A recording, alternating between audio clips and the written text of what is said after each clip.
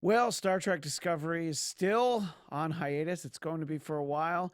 But we figured what we would do is we would circle all the way back to the beginning, the cage, since it did indeed tie into the season finale of Star Trek Discovery. So, the cage revisited on Star Trek Weekly starts now. You're tuning into the destination for TV superfan discussion, AFTERBUZZ TV. And now, let the buzz begin. Yes, indeed. It is indeed the rusty cage that we will be investigating here on Star Trek Weekly. Welcome. I'm Christian Bladt at Christian DMZ, joined as always by Frank Moran. Hey, everybody, follow me on Twitter and Instagram at HappyGoJack. Kari Lane was back in the country, but not back in Los Angeles, so she will not be here tonight. If you watch Marvel TV Weekly, she'll be there tomorrow night, though. So, must be nice for Marvel TV yeah, Weekly. we didn't have time, so it's just like we were saying right before we started, just a couple of dudes talking about Star Trek. Yeah, that's right. And here we go, back to the cage. Does this mean that next week we have to do Where No Man Has Gone Before or The Man Trap? Do we go production order or do we go broadcast order? No, we're actually not going to go through every episode. Although, believe me, I've thought of it. I think we might have enough weeks to go through the original series. We might have 79 weeks before we get to. I hope we don't get. That's sad. That's sad if that's the case. That's a long time. That's like a year and a half, essentially. Because, I mean, I understand having big gaps, and we talked a little bit about this too in our season wrap-up. But, man, it's like, I feel like those gaps happen usually after the show's been on for a couple seasons to really build up that fan base. And sure, Star Trek has got a built-in fan base. But still, imagine 79 weeks when you're trying to really build momentum for your new streaming platform. Doesn't seem smart. Yeah, I think anything short of a year. Well, look, I think you should come back in September. You know, like in the old days, TV, you came back in September whether you were ready or not. And a lot of shows really suffered in that not ready, but whatever. And although I'm not a good, and we will joke about the good fight on CBS All Access. Yes, we do. Even though I'm not a fan of it, it does not seem like it's been a year since it's debuted another season, and it has been pretty much. Right. Oh, yeah, but I guess the idea is that the good fight maybe isn't as expensive or as time consuming. But you know what? Maybe they have crazy special effects in there. You know, maybe Christine Baranski glows. I don't know. That's true. Literally have no idea. I've never even seen The Good Wife, much less The Good Fight. So she only does the vocal tracks. They actually animate everything else around. All right, well, now you've got me interested, and I want to see that. Anyway, so we thought it would be fun to talk about the cage because of the spoiler big ending of the first season finale of Star Trek Discovery. The idea that who is that we're going to see on the bridge of the Enterprise when we see that? Are we going to see the bridge of the Enterprise? I'm going to be very angry if we don't. Yeah. Very annoyed. And if Spock's off on some mission, that's just a cop-out, you know? But are you fine seeing the bridge, but in a more updated version to kind of reflect? Yeah, I think you can't, Gus Van Sant Psycho, shot-for-shot remake for what it looked like. You're just going to have to update the bridge. But somehow preserve the classic look. It's not even really the classic look. It's the look from the cage. It looked a little different, at least from my standing when I watched the cage last night. Although it's even interesting, though, like from Deep Space Nine, when they do the episode, the Trials and Tribulations, and they go back, it doesn't seem so weird from that's a Deep good Space Nine point. to that. But this one, it would seem weird. Well, because, the ship that they're on is just too far gone. It's just too far advanced, the Discovery. So I'll ask you first, Frank, just sort of on the whole, when was the last time you had watched The Cage? I'll admit, for me, I've seen The Menagerie a number of times, but watching The Cage beginning to end, was maybe the third time. It's even possible that it's the second time. I know that I talked about this in a past episode, that when it first showed up on home video on VHS, a few of the sequences were in black and white because they thought they'd lost the masters and they found them later. So that's how I remember seeing it. I think I watched it once more where it was in color. So this may have been the third time ever in my life I'd watched it. I think this might be my second. Yeah. Much like you. I mean, I like everybody thinks about it from the Menagerie 1 or 2. But then to actually see just the actual pilot kind of extracted out of those two episodes and everything else added back into it to kind of create that original pilot. Yeah, it's probably my second time seeing that. Yeah, and you watch it and you see a lot of things where you're like, okay, this is interesting. It's almost like, for anyone who's a fan of, well, any kind of music, if you hear demos for an album you really like, and you go, oh, okay, so this would turn into that song that I really love. Oh, but there's the stuff there that you kind of hear it. Oh, it's cool to hear them play it a little different. That's not what it ends up sounding like. This is like a rough draft of Star Trek. This is a demo of Star Trek. There's a lot of the things there that, obviously the crew's different other than Spock, but it doesn't feel the same. It doesn't really feel like Star Trek.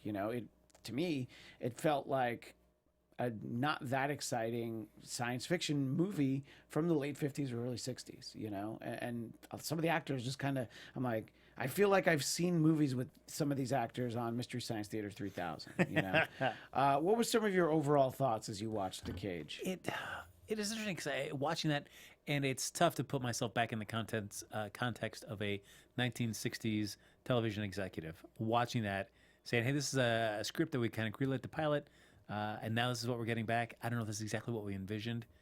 So I tried to see, if I was that 60s executive, would I have said no to that series as well? Yeah. Certainly, I mean, in retrospect, what we get with Star Trek, and so that kind of colors your answer. You're like, of course, because I would reject that because, I'd want to get the second version that we know and love. Yeah, but I mean, had this been the version, like, yes, we want this series. We want Jeffrey Hunter. We want Majel Barrett. We want Spock with the weird eyebrows. I mean, he always has weird eyebrows, but these were extra weird. He was like surprised the whole episode. It doesn't feel, I think that they needed to go back in, obviously. And if anything else, it was a little too cerebral. It wasn't as action packed. I mean, there's not action in it, but it was like, it was a little bit more Outer Limits than Twilight Zone, and I use that example because, sort of rereading about The Cage, they used some sets, some production people from the Outer Limits when they made this. So I was like, okay, yeah, I never liked that as much as a Twilight Zone. Yeah, I'm a much more Twilight Zone guy than an Outer Limits guy. Well, and it was interesting with Leonard Nimoy saying that the reason that he plays Spock as he does in The Cage is because Jeffrey Hunter is more of a kind of more reserved, kind of dialed back performance, but then William Shatner comes in much more dynamic, and so he feels that he can tone down that and be more the reserved Spock that we know today. Which, I mean, I think that time will tell that seems to be the better choice for that character. To see the Spock in the Cage, you're like, wow, all right. Yeah. This, I don't know if I would want to watch a series with. Well, I mean, I guess because Leonard Nimoy is fun to watch, but it would definitely be a very different interpretation of Spock had he continued in that kind of structure.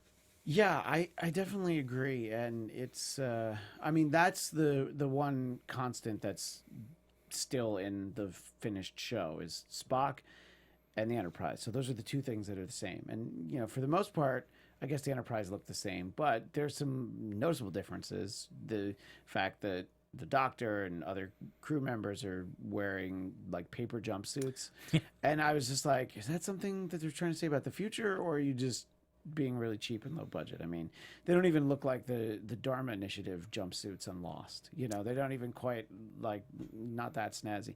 But as you and I talked about, I love the like velour turtleneck Starfleet uniforms. It's like a casual space traveling Yeah. look. Well, and speaking of casual, there's moments when they're walking around and there are people not in uniform. They're just hanging out. It's like, I'm like, what is this? I mean, we know on Next Generation there's families on the ship, but I mean, this isn't even acknowledged. It's like, so are they off duty and they don't have to be in uniform? And I'm just like, there was something you could have done with that, but that was one of the most jarring things. I'm like, just people just hanging out and like there's a girl, the girl's in like a mini skirt. Never have a problem with a girl in a mini skirt, but I was just like, I don't know that this belongs here. It wasn't on the bridge, at least. But there, I think he was going to sickbay, and you're just like, yeah, I don't know. I think that there were things that hadn't been thought all the way through. I think Roddenberry, not that he didn't give it his all with the Cage. I think he was really able to learn from it and go, you know what, I know how to make a better show. Let me give you this other pilot because I know what's wrong with the one I gave you. I mean, and that's a really nice luxury that even to this day, that a lot of talent is afforded. that chance to do one pilot, kind of get a kickback and put it back in turnaround and get that opportunity to revamp it and tell it again. More often than not, it's just like, oh, thanks for that shot. We're going to pass on this. And what else you got? Yeah, I mean, and I guess there were limited resources, limited channels. They're just like, yeah, you know what? Let's keep at this. Somebody believed in it. For you watching this, is there something that you miss from this iteration, from the original series, that you wish, like, I wish, like, at least this part or this element got brought over? I think that exploring, and I kind of remember this before watching it, it would be interesting to explore the character of number one. This woman who is on the bridge, which is sort of, just even in Star Trek, there's the very dated moment where Captain Pike is like, I'm just trying to get used to women on the bridge. Oh, yeah. When the yeoman's there, he's like, well, not you, number one. I'm like, what is that supposed to mean? It's like, oh, you're such a good officer. I don't even think of you as a woman, And then he like over explains why she's not part of the away team. It's like, well, you're the most experienced officer and a woman. So, we're going to go down without you. Which, I like her being like at least take charge when she does, but for that moment though, when she gets explained to why, then she just pouts. I'm like, yeah. So yeah, exactly. So you have mansplaining and you have lady pouting. So it's the future wasn't quite as advanced as maybe we thought it was going to be. But I feel like other like whether it be in novels or in comic books that have done stories centered around her or and Captain Pike, they've treated her much more as a stronger character, which I think is a good thing. Right, and obviously, I think that most people know who she is, Majel Barrett, future Majel Barrett Roddenberry, but the voice of the computer. Yeah. So she's in more episodes of Star Trek than anyone, I think. I don't know that that's a record that I've read, but I think just by being in every episode of Next Generation and, a bunch of Voyagers and Deep Space Nine, nobody comes close. No. So good for her. That she didn't get the role as number one, for more than the pilot, but she found her way into the show. Excuse me. One of the things that I thought was interesting, and this is only something that I would think now, not when I watched it before. Spock at one point was reviewing some footage, and I actually forget what it was, but he was like swiping the air. And I'm like, you don't see that on the regular series, but I'm like, but we actually do that now. Like you watch a show, whenever they're doing anything high tech, a good example would be like Agents of S.H.I.E.L.D. They're always like doing stuff like, and you can swipe things if you have the right remote. And I'm like, that's actually a great prediction of the future, and it's something they're like, well, that's crazy, swipe in the air. Let's not do that again. So that was one of those things that I thought was kind of interesting. I don't know if there were little touches like that stood out to you. The swiping did, because it also made me think the challenge of doing a show that you're going to set, especially not just in the near future, but in the far future. Yeah. To make sure that, because I think everybody, at least if you're doing a show now, you would know that hopefully this show is going to be successful and it's going to last a long time, that your vision of whatever time period that you're going to be setting this in the future doesn't become so dated within 15, 20 years. Yeah, which I think a lot of times, there's movies and things that just don't hold up, It's funny, I was recently to a completely different genre, but your good sitcoms will stand the test of time, like a good Norman Lear sitcom from the 70s. Yeah, there's things about it that are dated, but it doesn't look as dated as Seinfeld in a way, because like in Seinfeld, it's like, hang on, I have to make a call, and you pull out the antenna, and and you're just like, all right, you're using too much technology. Yeah. Just tell the story. And sometimes it's distracting. And I guess when you're in the future, your impression of the future can make it look really dated.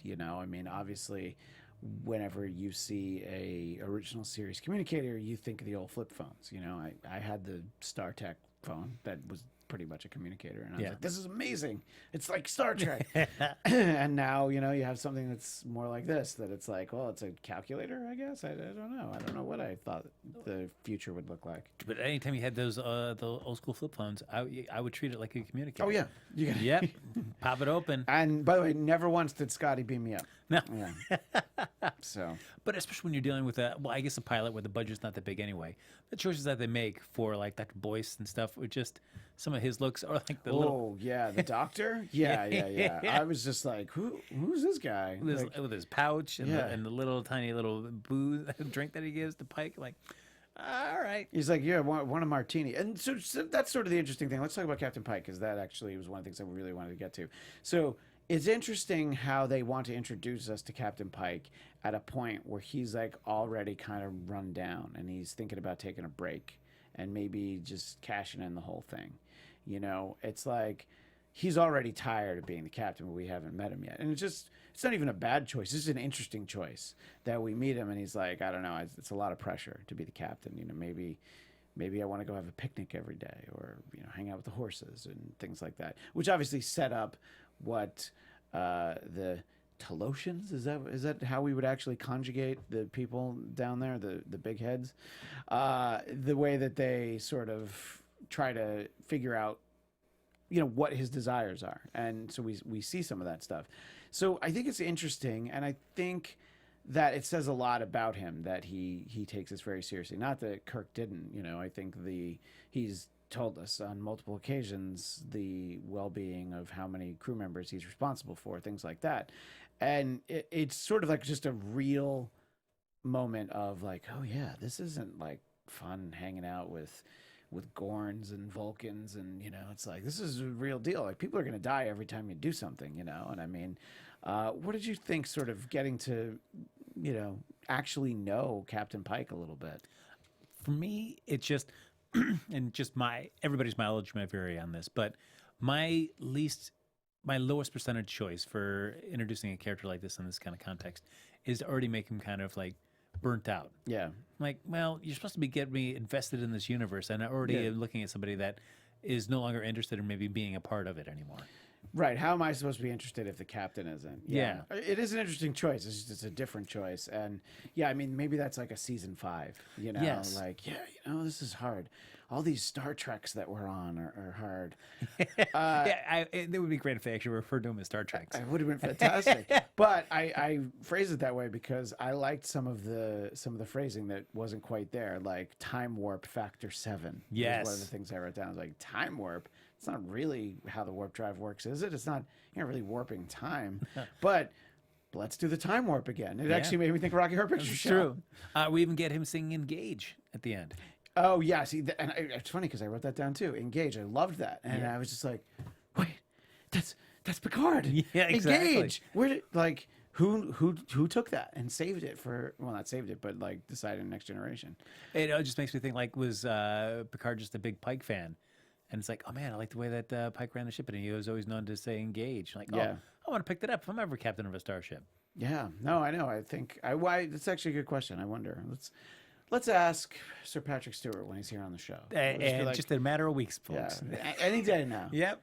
I'm sure. I'm trying to think of what it's like. What is he promoting? I'm like, my first thought was, oh, there's another X-Men movie later this year. It's like, oh yeah, but that's James McAvoy. It's not him. So it's gonna be a while. He's got that Stars show where he's the talk show host, Blunt Talk. Is that still on? Yeah. Oh, see, come back for another season. I don't have Stars. That's the problem. Oh, yeah, all right. I know. I gotta. All right, so that's me being embarrassed that I need to up my cable. United Spaceship Enterprise. That was another one. And it's not like it's wrong. It's just not what they call it, you know. Those are the ones that I think I don't know. I don't remember any. Do you remember anything else like that? I think those are the only ones that I have. Yeah.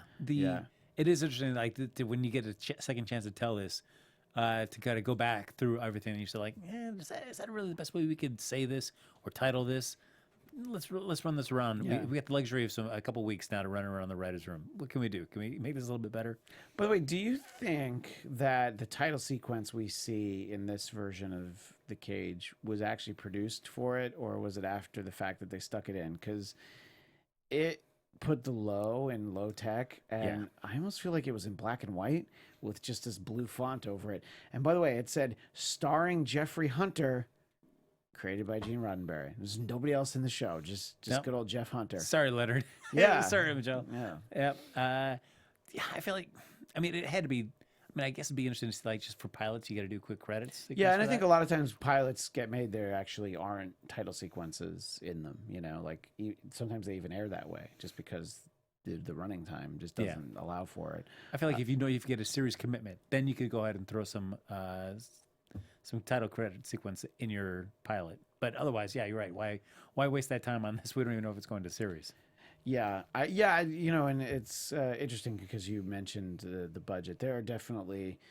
There's a few moments where you go like, I don't know, the guy in the pig-nosed ape suit and the bird creature. I was just like, look, if it's not going to look good, just don't do it. You know. Yeah.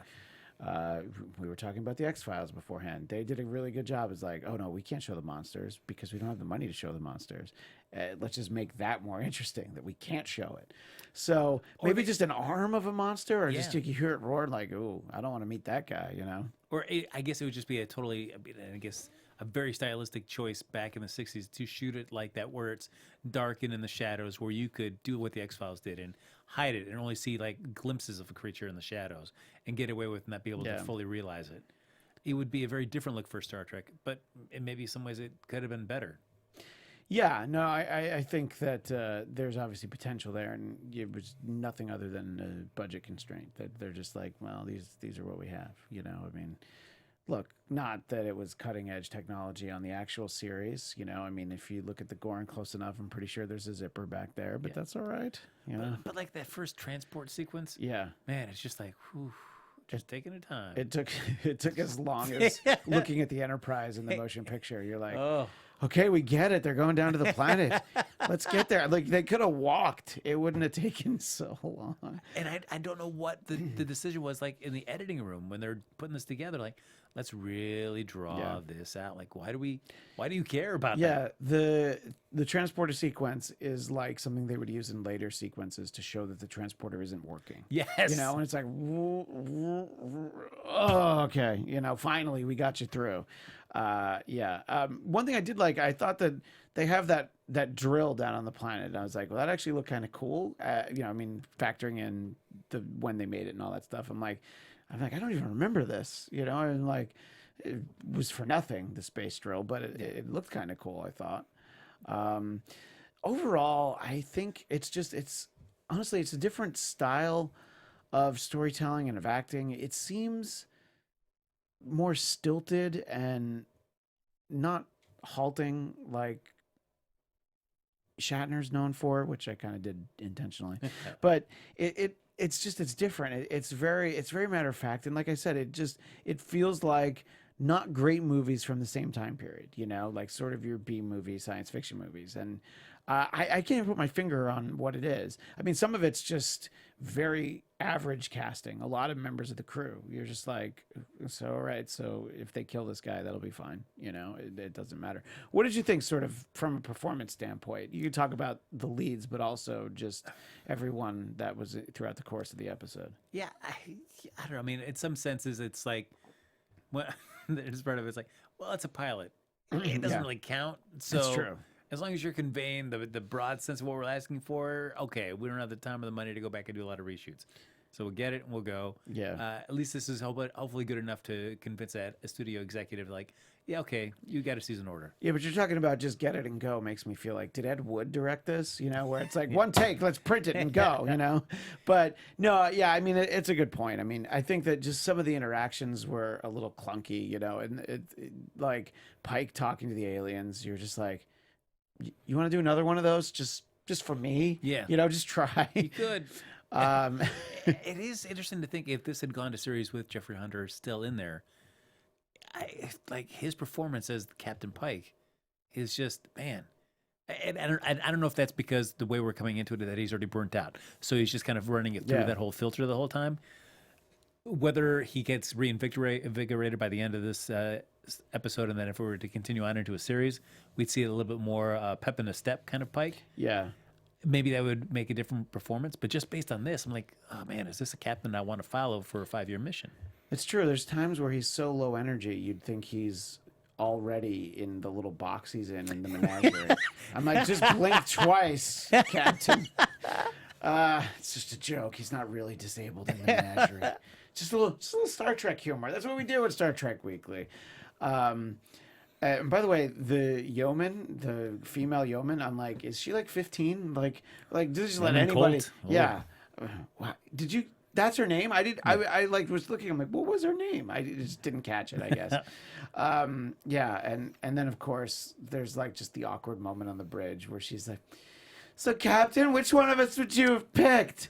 And I'm like, "Oh no." Time and place, yo. Yeah, I'm like, this isn't the Patty Duke show. No. Come on. Which that's what she looks like. She could have been in one of Patty Duke's classes. Yeah, I mean, I know you had this little time away on a mission and a certain sense of life-threateningness to it, but still, you got to respect the ranks. Yeah. It's not the time. Yeah. Yeah, you're not going to ask a captain, hey, yeah, tell us what And you look, were if you're going to proposition your captain, don't do it on the bridge in front of everyone. No, you that's know? what the... Yeah. Just take a page from Bill Clinton's book. There's a time and a place. That's right. That's what the captain's ready room for. To proposition. Yeah. That room is always ready. Yeah, and I think that one of the other things that I noticed, and it's not something I noticed before, but in the sequence, I guess that's it's supposed to be Rigel 7 where we see the green woman, for lack of there's a very clear need of reapplication in the armpit of the green, and I'm like, how have I not noticed that before? Because I haven't watched it that many times. But I'm like, wait, was that a sequence that was in black and white? I'm like, I don't think it was.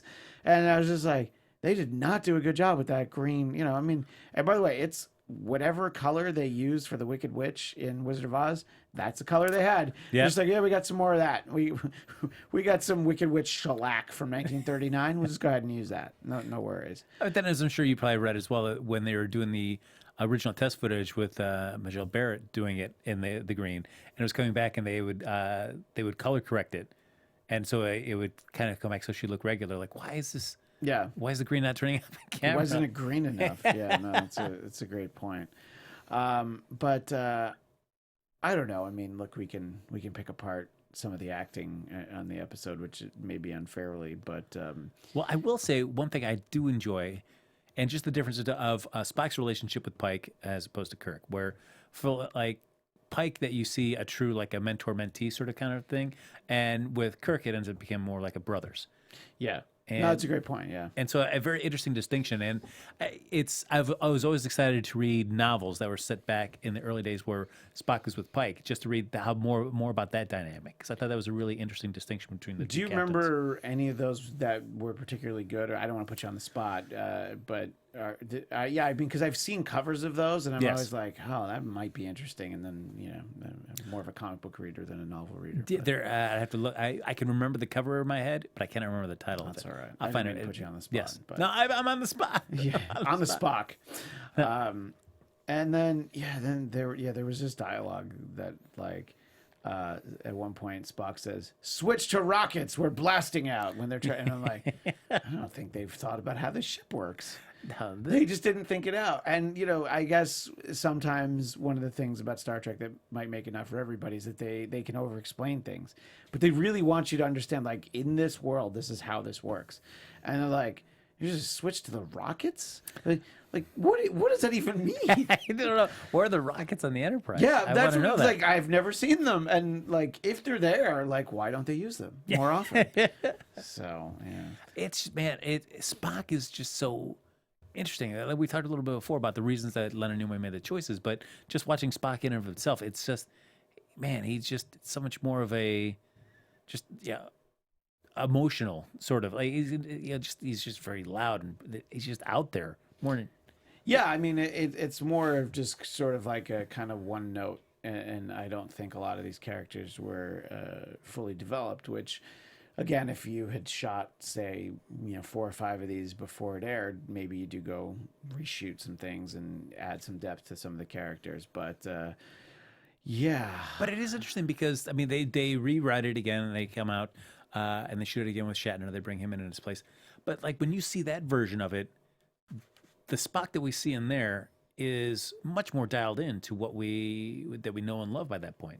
So it's only its second kind of iteration, but already Nimoy, and whether it be the writers or at least Nimoy, seeing what Shatner was giving him, just kind of really dialed in to what would make Spock Spock.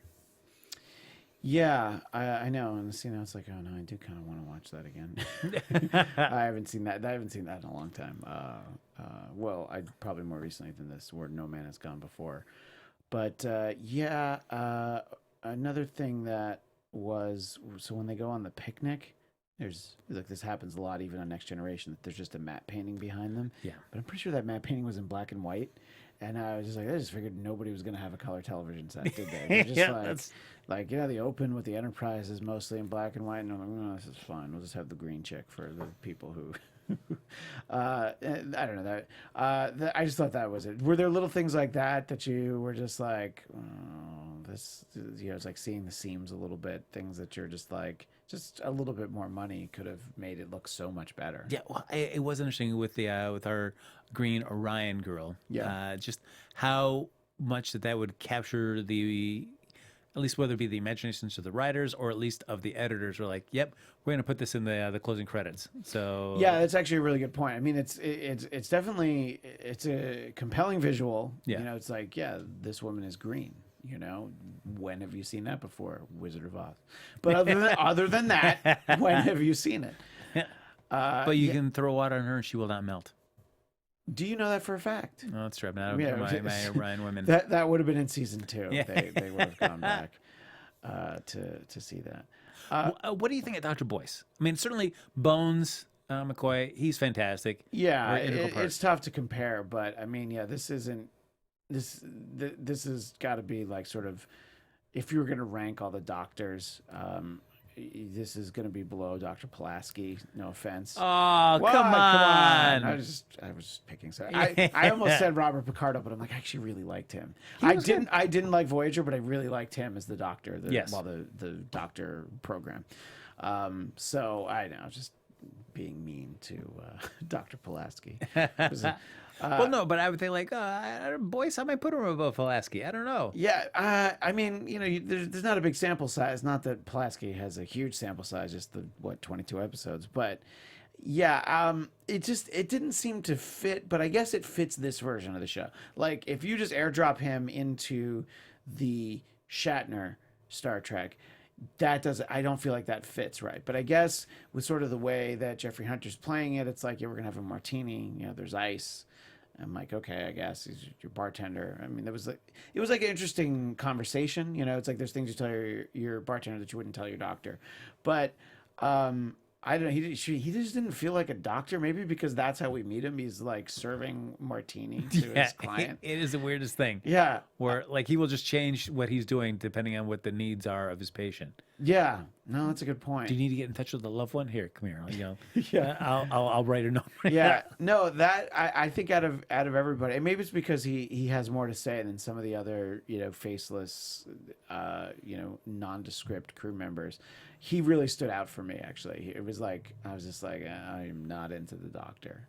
Yeah. But I'm sure he has an accomplished career and he did well for himself. I should have looked him up on IMDb. I don't care for him, but I'm sure he did fine. Well, I wasn't trying to keep him out of a job. I hope he went on to do something else. I do feel like, well, it's a pilot and it's back in the 60s, but certainly this iteration for the Cage, not as heavy with the inclusion as it would go to the. Yeah, no, I'm actually glad you got to that because that was in my notes, but I think I scrolled past it because I was too busy complaining about the matte paintings and stuff. Yeah, it is not what we know as the Gene Roddenberry vision of the future, which is a very diverse cast and crew, and just sort of the backstories for all of them. At the height of the Cold War, you have a Russian. I know that's not in the earliest episodes, but you still do that, and you have an Asian guy, you have the black woman, you have all these different things, and this is just like. There's just a bunch of white people and mostly white men, by the way. I mean, the fact that the captain remarks about a woman on the bridge will tell you a lot. That's a lot different. I mean, there's not even, excuse me, there's not even like a Nurse Chapel in this. No. And the other thing too is just the way it's interesting at the beginning, where they as they're speeding by, they see that distress call, thinking like, oh, could there be survivors from this crash? It's been a long time ago. Let's not go check it out. Let's just keep going. Yeah, that is a really odd response. I thought. I was just like, what? Yeah. You're like, that's kind of like epic, in terms of the degree of the indifference that they have there, where I mean, that's like right up there with, if you know Spider-Man's backstory really well, he's just like, hey, stop that, Robert. Nah, not my problem. Yeah. And then Robert goes off and shoots his Uncle Ben. So that'll teach you something, Spider-Man. You should care. But Captain Pike was just like, no, I'm good. You know, it's fine. I'm just not going to worry about it. Again, a weird choice if it's your pilot episode and it's the first time we're introduced to this world and meeting this character, that we have him burnt out and not interested in helping somebody that could potentially need his services. It's like, that's who you want us to be rooting for? You're already like, this job is whatever. And this helping, forget it. Was there anything that stood out for you as like, oh, I really like this bit of the show I didn't remember in this episode? Was there anything that... I was trying to remember all the bits with the Tholians and their mind control. Yeah. The bit where I don't understand why they just didn't like make them take their guns right out of the gate. Like make them think that they just let them keep their phasers, but they just let them think that it doesn't have any effect on anything. Why not just like make them think that the phasers are no longer in their hands, so they drop their guns and then they can just collect them at any time. So it's certainly not to your question about like things that like, hey, they did that really well. That was one that just started me. Was like, I think you could have done that. Yeah, this was an advanced species that I guess weren't known for common sense, or I mean, they really did not think it out. I don't think, and I think. The interesting thing that I liked was sort of, your species has a real problem with captivity, so we weren't prepared for that. And I'm like, well, who have you had before? Yeah. That is like, no, this is cool. That's fine. I'm in. You go ahead and put us in the zoo. And look, I mean, on some level, it's like, well, you're going to go in this glass case, but you're going to get whatever you want, And... by the way, I think when we saw what Vina really looked like, she didn't look so bad. She just had like a humpback. I mean, other than that, she looked okay. Like, don't be so hard on yourself. You could have gone back to the Enterprise. You didn't have to live there on the planet. But I mean, like yeah, that's true. Because I think medical technology is advanced where they could correct some of those things that have happened to you. I mean, you thought, but yeah. But it is interesting that the Tholian's excuse is like, well, we've never seen a human before. And so we didn't know how that it was supposed to be put back together. So this is the best that we could do. I'm thinking, really? All right. So I've been slightly distracted, which I know is bad hosting, but I've been slightly distracted because I looked up the actor John Hoyt, who played, not John Voight, John Hoyt, who played Dr. Boyce. Oh, because yes. I was concerned.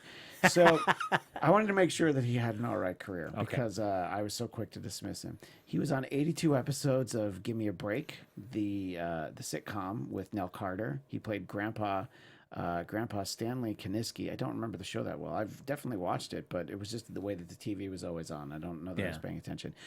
He had a couple episodes of the original Battlestar Galactica, so he had the sci-fi bug apparently. He was just like, no, I can make this work. He was on an episode of Kolchak the Night Stalker, the Planet of the Apes TV series. An unfortunate credit, Flesh Gordon, which is a adult version of Flash Gordon. But 7 episodes of Hogan's Heroes, so that's not so bad. I thought he was on the series as a regular, and then I just looked at it. But a lot of day player work. So let's just say he got paid to be on Give Me a Break. So it took 20 years. Was that like his last big thing? Was Give Me a Break? Yeah, because he died in 1991. Oh, so sorry, Dr. Boyce. Yeah, sorry, Dr. Boyce, but. Star Trek wasn't for you. Anyway, so that was why. Yeah, I'm like, there's got to be something better. But no, he did a bunch of Perry Masons. But there you go. Yeah, so it's a lot of stuff. What it is, though. I mean, I've skipped a few of them, sure, but Have Gun Will Travel. Luke was on all the big shows, so good for him. I mean, to get back to with the Tholians. Yes, yeah, I mean, sorry, I guess, that was complete. That was a welcome tangent. Well, I just thought we should know how he did for himself. Yeah, but anyway, back to the Tholians. Yeah, I guess it's better than at least not having them just be like the Snidely Whiplash of villains, where they're just one note. At least there are shades to them by the end. They're not complete monsters. Yeah, I think, and they also just realized, like, yeah, we're scared of you people, because of what your tendencies are like just kind of going through the history of Earth. They're like, oh no, we don't want any part of this, So maybe if it was like a Martian colony or something, but yeah. But it also introduces that trope that that has been done before in science fiction, before Star Trek: The Cage, where the original series came out, but the many other subsequent iterations of Star Trek would always be like the alien race that abducts humanity to test it in some fashion, and then to find out that this superior race is in fact wanting. Yeah, that's true. It's I'd have to think longer and harder to think about when we had seen that before this, but it's certainly something that was revisited, many times thereafter.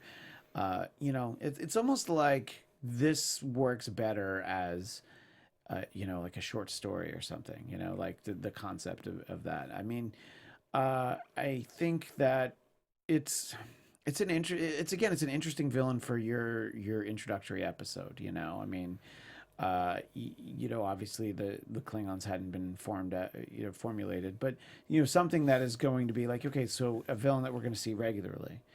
So, and again, this is literally what I was referring to when I said it's a cerebral story. Well, that's most of what they do is with the mind. But yeah, and that one Talosian that Captain Pike just grabs, like, what was he doing crawling around in there exactly? I was just like, where was he? I was like, it's a slightly major plot flaw that is like, well, why are you in there? You're so smart, you should know he's going to grab you. Yeah. And I don't know, I thought it was interesting that just the way that they read minds, that if you think just truly negative, violent thoughts, that they actually can't read your mind. And I was like, well, that's not something that you see other times when you deal with these things. I mean, well, certainly, it all ties into the menagerie. So this gets cobbled together and put into a two-parter. Yes. Where we get a revisit with Commodore Pike at that point. Do you feel like a fitting end for Commodore Pike to go back to that planet? Well, I thought about that actually after this ended, sort of thinking about it in the context of this episode.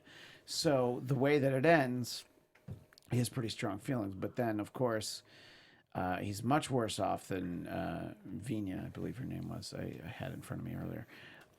When he's there, it's like, well, you can live on this world and actually, walk around and be yourself and not just sit there with the blinking light. And I think that it is a fitting end only because of what they'd had happen to him, like if he was, I don't know, just, he had like an injury, where he lost a leg or something, and he still could have a fairly full life. Probably not, but I mean, there was nothing in the future for him that was even going to be remotely enjoyable. If Captain Pike just went around in that little chair with the blinking light for the rest of his life, I think once you've put him in that situation, this was kind of a fitting end, because he was on some level drawn to what they were offering him, but he was like, no, I have to get back to this ship that I thought maybe I didn't want to be on anymore. I think it is. Do you think it's a fitting ending for him, or? Yeah, I mean, I guess because, correct me if I'm wrong, was it Jeffrey Hunter had passed away? He had died by the time that episode came around, so that's why of course, they have the different actor playing him in there. I don't know if he'd still been alive, if that episode would have been executed differently. Yeah, and just imagine, by the way, if they had cast him and gone forward with the, I don't know how much longer he was alive, but it was not very long. Yeah. So. Because even if they wanted to just bring him back for that episode, because I think you've got this pilot, which I always thought was the intriguing thing about watching just the Menagerie 1 or 2 first. It's like, ooh, there's this kind of untold story that we never knew about. Yeah. And the fact that it was really the actual pilot is kind of cool. Everybody looks a little younger, it looks a little different. It's really cool. But would Jeffrey Hunter, would they have had Pike in that same kind of debilitated position if he'd actually still been alive and you'd be able to have access to him? Yeah, I think that would have actually, I don't know. I mean, I guess that's the sort of stuff that you get to explore in expanded universes and novels and things. But We won't know, will we? We'll never We'll know. never know what we The could have. women. Yeah, but we get to tie it all back together in our final minutes here. We will get to see some version of Captain Pike in Star Trek Discovery Season 2 in 2019 or 2020 or who knows when they do it. I'm just kidding about 2020. At least I hope I am. Oof, yeah, I know. Imagine that. But it's like for this version of that, as much as people say like, oh, maybe they could get Bruce Greenwood, which salaries aside or whatnot, it's like I don't know if I want to see. Bruce Greenwood's great, but I don't want to see an older. I was gonna say he's an older Captain Pike. Yeah. Yeah, and it's funny because there were some comments on our YouTube page kind of about that, where people were excited, like, "Oh, we'd like to see Bruce Greenwood." And just friends of mine who just were wondering, like, they sent me messages, on Instant Messenger, things like the Instant Messenger, yeah, because this is 1997, Facebook Messenger. They would say, like, "Do you think it'd be Bruce Greenwood?" And I'm like, I kind of don't want it to be. Zachary Quinto as Spock would be great. I don't think that's going to happen, but I could kind of see that better. Because it should be a young, vibrant, still, in his prime Captain Pike. So it'll be interesting to see how they decide to do it. One comment I wanted to mention, I had to find this from last week's show. Martianize, it's spelled not the way you think. It was interesting. Said, I researched Captain Pike and the crew. I got lots of weird Pike and #1 fan fiction. So I guess you got to be careful when you do this search. Yeah, absolutely. Yeah. All I know is that if we end up with Star Trek Discovery Season 2, and like the first episode of that starts off with you're in the transporter room of the Discovery, and we see the back of just who was supposed to be Spock, Yeah. and it's just fading out from a transporter, I'll be angry. Like, oh, and they just talk about, Oh, you just missed him. Oh my God, Spock. It was Burn so- him. That's like your half brother, right? It was so great to talk to him. Oh my God. Do not do that to me. No, there's a lot of things that they can do that are going to annoy me. Him not being there at all is bad, but what you're saying is worse. Yeah. Because like, look, we cast the back of the head of Spock, so somebody who kind of looked like him. We had to put the ears on. Anyway, the final comment that I'll read, because I love when we get high praise. Ooh. I love you guys. I thought you had a good middle of the road idea of what the show was. Not too anti-Trek. I have another show I love, and they've been pretty critical of the series, which made me start to think, why am I liking Discovery? You guys never made me feel that way. Thanks for all that you do. That's from Jimmy Jam. So thanks, Jimmy Jam. Nice. We appreciate it. We were very honest what we thought, but at the same time, in general, we liked Discovery. There were other comments, people that thought that we were really negative. We talked about that last week. I don't think we were negative, but when we didn't like something, we said it. But there was a lot to enjoy about the show. Look, there was a new Star Trek show on TV, which, when did we had that? So it's not since Enterprise. And so we were excited about it. And even the episodes that weren't my favorite, I was still excited. I was like, look, it was Star Trek, Yeah. So anyway, we appreciate all the comments. Let us know what you thought about our sort of diving back in on the cage. We will not be here next week, but in 2 weeks, what we're going to do, we're going to do a couple episodes about the Mirror Universe. So 2 weeks from tonight, we are going to see the original series, Mirror Mirror, and I meant to look up the titles.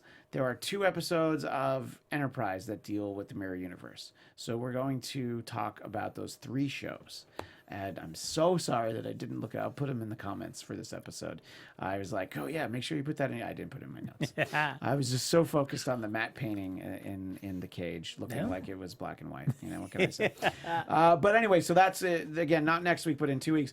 And then the week after that, we're going to do an entire episode of Mirror Universe episodes from Deep Space Nine, because there's like 5 of them. They didn't do it every season, but they did it almost every season. Yeah. They would deal with the Mirror Universe. And I remembered that there were a lot of them. I'm like, oh, there were more than I thought. So we will get to that. And then after that, I don't know. We'll figure it out. And they just announced they're going to be coming out with a sequel to the Mirror Universe Next Generation comic book, where the Mirror Universe will invade our universe, and you see what happens. This is me. Just, those Terrans. I don't trust them. Everybody. Anyway, thanks to Danae Washington in the chat. You were the only one there, and you weren't even talking about our show, but that's okay. Good job on Schmodown. Well, thanks, Danae. I appreciate it. But we appreciate you being there, and we appreciate everybody who watches the show and listens to the show, of course. And so comment on the archive version if you're watching this after the fact. We'll be very interested in your thoughts. Oh, and please tell us that we were wrong about the cage and that it was amazing. I love that kind of stuff. When people are like, no, you missed it. You didn't understand how great it was. It was great. Tell me that, please. Tell Christian about that mad painting. Why it's the it's best. like, no, it's supposed to be in black and white because it's his imagination. You know what? That's a great theory. There you go. Anyway, so thanks for that. And we will see you in 2 weeks right here. But until then, live long and prosper. From executive producers Maria Menounos, Kevin Undergaro, Phil Svitek, and the entire AfterBuzz TV staff, we would like to thank you for listening to the AfterBuzz TV network. To watch or listen to other after shows and post comments or questions, be sure to visit AfterBuzzTV.com. I'm Sir Richard Wentworth, and this has been a presentation of AfterBuzz TV. Buzz you later. The views expressed herein are those of the hosts only and do not necessarily reflect the views of AfterBuzz TV or its owners or principals.